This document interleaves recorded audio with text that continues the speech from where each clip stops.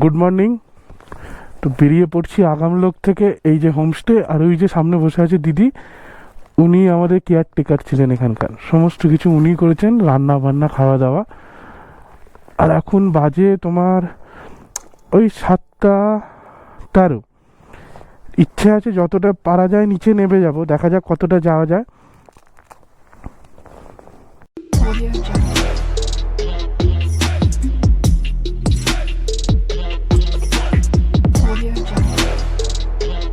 তো আমরা লিংটাম যে চেকপোস্টটা আছে, মানে আগামলোক যেতে গেলে তোমরা যদি সিল্ক রুটের দিক থেকে আসো, তাহলে লিংটাম চেকপোস্টটা পেরিয়েই ডান দিকে একটা রাস্তা উঠে যাচ্ছে। সেই রাস্তাটা দিয়ে 5 কিলোমিটার মতো যেতে হবে আমরা যে হোমস্টেটাই ছিলাম, হুইসপারিং ক্লাউড, সেখানে যেতে গেলে। আর যদি তোমরা গ্যাংটকের দিক দিয়ে আসো বা সিল্ক রুটের উল্টো দিক দিয়ে আসো, এনজেপির দিক দিয়ে আসো, তাহলে লিংটাম চেকপোস্টের আগে বাঁহাতে উঠতে হবে রাস্তাটা দিয়ে। তো আমরা সেই আর ওই 5 কিলোমিটার রাস্তাটা জঘন্য, মানে রাস্তা বলে কিছুই নেই। হয়তো 5 কিলোমিটারের মধ্যে 1 কিলোমিটার তোমরা রাস্তা হিসাবে পাবে, বাকি পুরোটাই বোল্ডার খোয়া এইসব পড়ে আছে। তো ওইখানে ওই জন্য আর ভিডিও করিনি, মন দিয়ে গাড়িটা চালাচ্ছিলাম। তো এখন আমরা ওই লিংটামের ওখান থেকে নেমে এসে মেন রোডে উঠে পড়েছি। এখান থেকে দেখাচ্ছে রংলি, আর 5 কিলোমিটার মতো, 4-5 কিলোমিটার ডিস্টেন্স হচ্ছে রংলি। আর দেখো সকালবেলা এখন 7:30 পৌনে 8টা বাজে, রাস্তাঘাটও একদম ফাঁকা। মানে এখানে যে দোকানপাটগুলো আছে সেগুলোও খোলেনি। ভাবছিলাম একটু চা খাবো, তো সেটাও খেতে পারিনি এখনো। দেখা যাক, আশা করি রংলিতে পেয়ে যাব।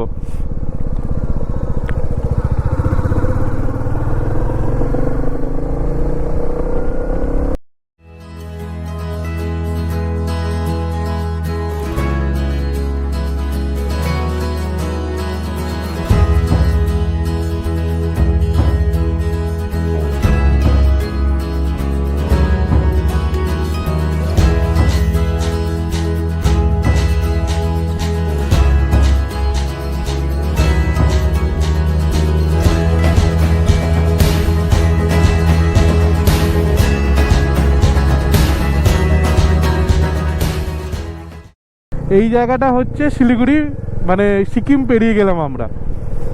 এবার আমরা ঢুকে যাচ্ছি ওয়েস্ট বেঙ্গলে।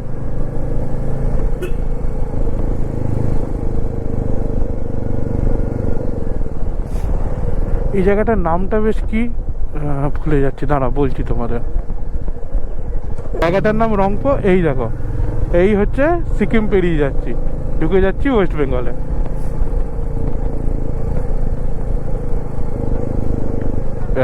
চলে এলাম ওয়েস্ট বেঙ্গল। কি সুন্দর লাগছে দেখো এদিকটা, এই যে তিস্তা নদী নিচে।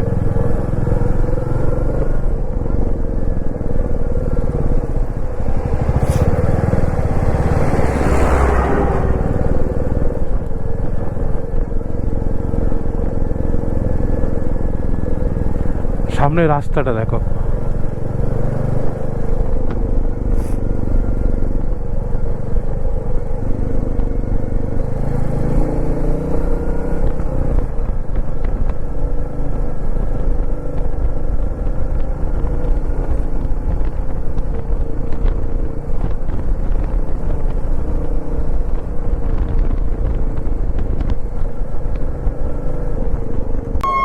তো এখন ব্রেকফাস্ট করলাম আমরা।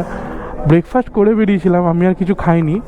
তোমাদের দিদিভাই খেলো 1 প্লেট চিকেন মোমো, আর আমি খেয়েছি একটা রেগুলার কফি। এই যে এটাই হচ্ছে অভিনয় রেস্টুরেন্ট, এইখান থেকেই খেলাম। বাইরে বেরিয়ে চলো তোমাদের বাইরেটা একবার দেখিয়ে দিই। এই প্রচুর ভিড় হয় এই রেস্টুরেন্টে, আর এখানকার খাওয়া দাওয়া সত্যিই খুব ভালো।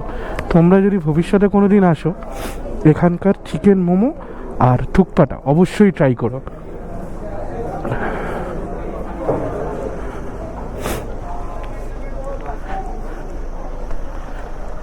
এই যে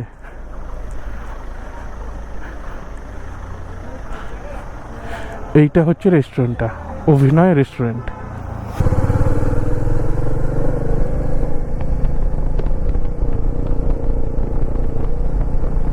চেষ্টা করব ব্রেকটা মানে যতটা দরকার ততটাই নেবো, এক্সেস ব্রেক নেবো না। কেননা মোটামুটি আমার পেট ভর্তি আছে। সকালবেলা আজকে ম্যাগি যেটা খেয়েছিলাম, মানে আমাদের ইয়েতে যেটা দিয়েছিল হোমস্টেতে, খুব ভালো বানিয়েছিল আর ভীষণ হেভি ছিল, যার ফলে আমার পেট তো ভর্তি আছে, তোমাদের দিদিভাইও এখন মোমো খেয়ে নিয়েছে, সুতরাং ওরও পেট ভর্তি। তো আননেসেসারি স্টপস নেবো না, নিয়ে যতটা পারবো কভার করব আজকে, ইচ্ছা আছে। কেননা এই গরমে রোজ রোজ বাইক চালানোটা, যদিও আমার বাইক চালাতে খুবই ভালো লাগে, কিন্তু ওয়েদারটার কথা মাথায় রাখতে হবে, শরীর টরীর খারাপ হয়ে গেলে মুশকিল।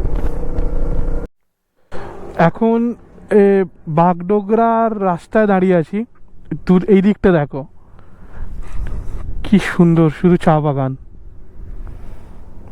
একটু আগে দুটো দিক অব্দি চা বাগান ছিল, এবার আস্তে আস্তে চা বাগানটা কমছে। এবার মনটা কিরকম খারাপ খারাপ লাগছে যে সবকিছু ছেড়ে আবার সেই বাড়ির দিকে যেতে হচ্ছে। এবার গোপ্রোটাও খুব গরম হয়ে যাচ্ছে, গরমের জায়গায় এসে গেছি, চলো আবার কিছুক্ষণ পর গিয়ে দেখা হচ্ছে। দেখো দুদিকেই চা বাগান, এদিকেও চা বাগান, আবার এদিকেও চা বাগান।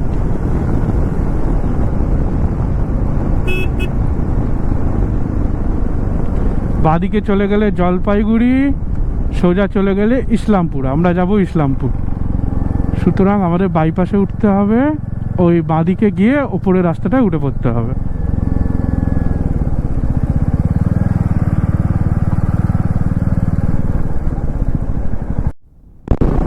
রাইড আপডেট 280 কিলোমিটার গাড়ি চালানো হয়ে গেছে, এখন বাজে প্রায় 3টে, আর চলে এসেছি আজকের দিনের 3rd টোল প্লাজা। এটা সম্ভবত রায়গঞ্জ ফারাক্কা টোল প্লাজা হবে। এখনও লাঞ্চ করিনি, মাঝখানে একবার দাঁড়িয়েছিলাম, নিয়ে একটু আখের রস খেলাম, দারুণ রিফ্রেশিং লাগলো।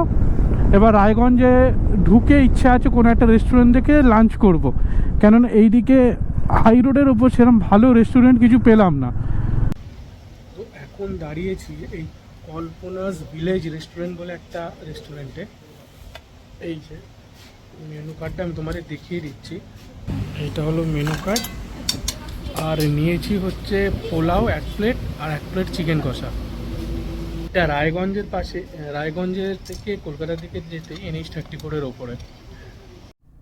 খেয়ে দিয়ে হলো এই 10 মিনিট হলো খেয়ে দিয়ে বেরোলাম, এখনও অবধি চালিয়েছি 310 কিলোমিটার। আর এই মাত্র ইটাহার বাস স্ট্যান্ড ওইটা পেরোলাম। তো খাবার হোটেলটা সম্পর্কে যেটা বলার, দাম আমার তো বেশি লেগেছে, সেই তুলনায় টেস্ট খুব একটা ভালো নয়। 2 পিস দেশি মুরগির কষা নিল, দুটো ছোটো ছোটো পিসের দাম নিল 220 টাকা, আর 1 প্লেট পোলাও নিল 149 টাকা। পোলাওটার দাম তবু ঠিকঠাক আছে, কিন্তু মুরগির মাংসের দামটা আমার অতিরিক্তই বেশি লেগেছে। তো এসে গেছি ফারাক্কা ব্যারেজ, মনে হচ্ছে অল্প জ্যাম আছে।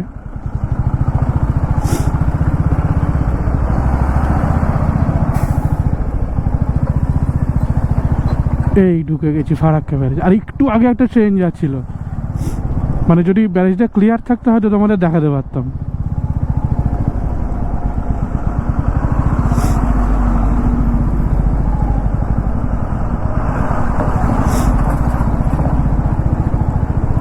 এই ভিডিওটাই এই ট্রিপটা শেষ ভিডিও, আর কোনো ভিডিও করতে পারিনি কেননা গোপ্রোর ব্যাটারি শেষ হয়ে গিয়েছিল। তো আমরা সেদিন রাত্রিবেলা 8:30 নাগাদ কৃষ্ণনগর ঢুকি, এবং সেখানে ডিনার করার পর ভাবি যে আর কোথাও রেস্ট করব না, বাড়ি চলে আসি, এবং সেই অনুযায়ী 12:30 নাগাদ বাড়িও চলে আসি। কিন্তু পরে যখন আমরা ভেবে দেখেছি, আমরা বুঝলাম যে আমাদের ডিসিশনটা কিন্তু খুব একটা ভালো হয়নি। তাই আমি একদমই রেকমেন্ড করব না তোমাদের এইরমভাবে রাইড করতে। আর হ্যাঁ, আমাদের ভিডিওটা যদি এখনও অবধি দেখে থাকো, ভালো লেগে থাকে, তাহলে অবশ্যই লাইক করো, কমেন্ট করো, বন্ধুবান্ধবদের মধ্যে শেয়ার করো। আর তোমরা অনেকেই আছো যারা আমাদের ভিডিও দেখছো কিন্তু সাবস্ক্রাইব করছো না। ইউটিউবে সাবস্ক্রিপশন করতে কিন্তু কোনো টাকা লাগে না, তাই আশা করব এবার সাবস্ক্রিপশনটাও ঝটপট করে ফেলবে। আর এর মধ্যেও 1-2টো ট্রিপ হয়েছে, তার ভিডিও খুব তাড়াতাড়ি আসছে। এইবারের মতো ব্লগার্স ডুয়োর পক্ষ থেকে টাটা। আর একটা কথা, যে এই সিরিজের অন্যান্য ভিডিও বা আমাদের অন্যান্য রাইড ভিডিওগুলো দেখতে চাইলে তার প্লেলিস্টের লিঙ্ক কিন্তু আমি ডিসক্রিপশন বক্সে দিয়ে রেখেছি, চাইলে চেক করতে পারো। সুতরাং এইবারের মতো টাটা।